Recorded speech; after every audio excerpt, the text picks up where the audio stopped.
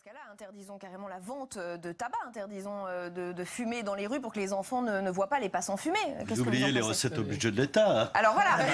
C'est le paradoxe. Je n'osais pas le dire, c'est à vous de le dire, Jean-Philippe Moinet. Oui, c'est vrai, quand on reprend l'histoire de la démocratie, en fait, c'est l'histoire aussi des régulations.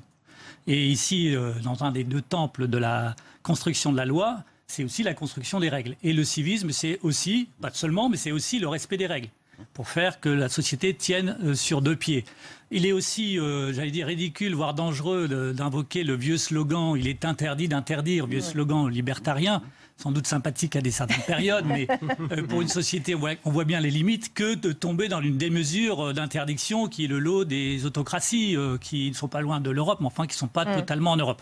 Mais deux, trois choses sur les vertus de... Pour revenir, sommes-nous dans une société d'interdits, évidemment, tout est relatif dans les interdits en France, bien heureusement. Mais il y a quand même deux, trois exemples positifs de restrictions. Parlons de la sécurité routière. Il y a 40 ans, 12 000 morts sur les routes chaque année. On est à 3 000 ou 4 000 morts. Il y en a beaucoup trop, mais c'est quand même 3 fois moins.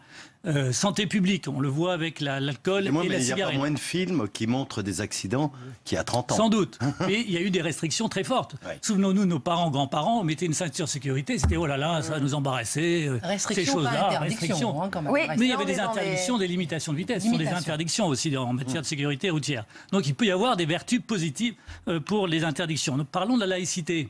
C'est un exemple de restriction. Pas d'interdiction, mais d'organisation. Ça a embarrassé les catholiques les plus traditionnalistes, on va dire, voire les plus engagés au début du siècle dernier. Aujourd'hui, tout le monde considère que c'est un principe qui permet, par certaines restrictions, de vivre ensemble dans la diversité. Néanmoins, et c'est même très apprécié dans d'autres pays.